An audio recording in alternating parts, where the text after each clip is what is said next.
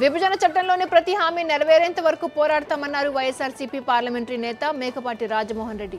సోమవారం నుంచి parliament budget సమావేశాల నేపథ్యంలో ప్రభుత్వం నిర్వహించిన అఖిలపక్ష భేటీలో మేకపాటి పాల్గొన్నారు.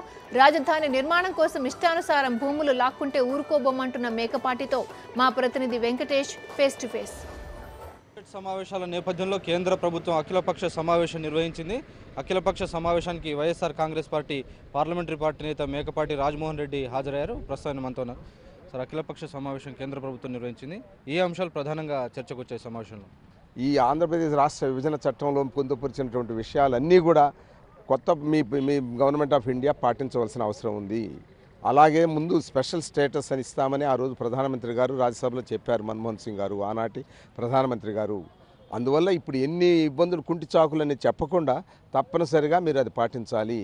అదే కాకుండా మీరు ఆ యాక్ట్లో పొందుపరిచినటువంటి అన్ని విషయాలు, ఎడ్యుకేషన్ ఇన్స్టిట్యూషన్ కానీ ప్రారంభించే విషయంలో కానివ్వండి, అలాగే రైల్వే ప్రాజెక్ట్స్ ప్రారంభించే విషయంలో కానివ్వండి, మీరు దానిలో పొందుపరిచినటువంటి విషయాలన్నీ కూడా తూచా తప్పకుండా పాటించవలసిన అవసరం ఉంది.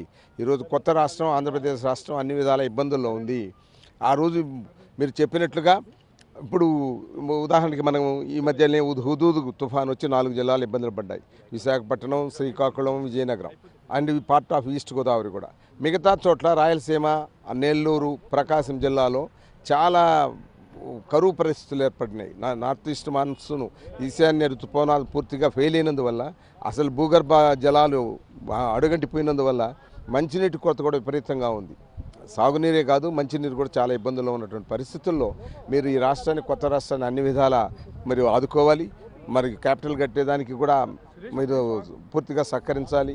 తర్వాత లోటు బడ్జెట్ని కూడా సవరించాల్సిన పరిస్థితులు ఉన్నాయి. అన్ని పరిస్థితులను మీరు చెప్పినట్టుగా అన్నింటినీ కూడా సహాయపడాలని కూడా కోరడం జరిగింది. సార్, ఇంకోటి ప్రధానంగా భూసేకరణ ఆర్డినెన్స్ ప్రభుత్వం, కేంద్ర ప్రభుత్వం తీసుకొచ్చింది. అది చాలా వివాదాస్పదం అవుతుంది, రైతులకు అన్యాయం చేసే విధంగా ఉందని. ఆ విషయంలో కేంద్ర ప్రభుత్వ వైఖరి పైన వైఎస్ఆర్ కాంగ్రెస్ పార్టీ స్పందన వైఖరి ఏంటి? ఆ భూసేకరణ విషయంలో ఆంధ్రప్రదేశ్ వైఎస్ఆర్ కాంగ్రెస్ పార్టీ కూడా రిజర్వేషన్స్ ఉన్నాయండి. దాన్ని మార్పులు చేర్పులు చేయాలని కూడా మనం కూడా కోరుతున్నాము. అది కూడా ఇప్పుడు అన్ని పార్టీలు కూడా చాలా అబ్జెక్షన్స్ చెప్తున్న పరిస్థితుల్లో తప్పనిసరిగా దాన్ని సవరిస్తారని మనం వార్తలు వింటున్నాం, పత్రికల్లో వస్తున్నాయి కూడా.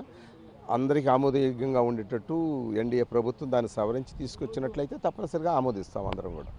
పర్టికులర్ అంటే పంట భూములను తీసుకునేడానికి వైఎస్ఆర్ కాంగ్రెస్ పార్టీ వ్యతిరేకం ఉంది? పూర్తిగా వ్యతిరేకం. నేను చెప్పాను మీద సారవంతమైనటువంటి బాగా పొలాలు, అలాగే 3 పంటలు పండే చోట మీరు దాన్ని ఏదో నెపం పెట్టి రైతులతో ఇష్టాలతో పని లేకుండానే మీరు తీసుకునే పరిస్థితి వస్తే చాలా దుర్మార్గం అవుతుంది. ఇది అసలు ఫుడ్ సెక్యూరిటీ కూడా ప్రాబ్లం వస్తుంది రాబోయే రోజుల్లో. భారతదేశం ఫుడ్ సెక్యూరిటీ చాలా మనం చూసుకోవాల్సిన అవసరం ఉంది. పాపులేషన్ ఏమో ప్రతి సంవత్సరం ఒక ఆస్ట్రేలియన్ ప్రొడ్యూస్ చేస్తున్నాం మనం. ఆ విధంగా అట్లా కాకుండా భూములు ఏమో ఉన్నాయని తగ్గిపోయి ఇప్పుడు మిగతా వాటికి ఉపయోగించుకుంటే మనకు రాబోయే రోజుల్లో ఫుడ్ సెక్యూరిటీ ప్రాబ్లం, ఆహార కొరత వస్తుంది. అందువల్ల మీరు తప్పనిసరిగా అటువంటి వాటిల్లో చూస్ చేయాల్సిన అవసరం ఉందనేది మా భావన కూడా. అందుకనే భూసేకరణ బిల్లులో తప్పనిసరిగా మార్పులు చేర్పులు చేయాల్సిన అవసరం ఉందనేది మా పార్టీ యొక్క ఉద్దేశం. Thank you sir. Okay, thank you. So ఇది వైఎస్ఆర్ కాంగ్రెస్ పార్టీ స్పష్టంగా చెప్తుంది. పంట భూములను లాక్కునేందుకు వైఎస్ఆర్ కాంగ్రెస్ పూర్తి వ్యతిరేకం అని చెప్తుంది. ఆహార భద్రతను కాపాడేందుకు, సారవంతమైనటువంటి భూముల లోపల పంటలు పండేందుకు అనుగుణంగా భూసేకరణ చట్టంలో మార్పులు చేర్పులు తీసుకురావాల్సినటువంటి అవసరం ఉందని అభిప్రాయపడుతున్నారు. కెమెరామెన్ ప్రశాంత్, వెంకటేష్, సాక్షి టీవీ, న్యూఢిల్లీ.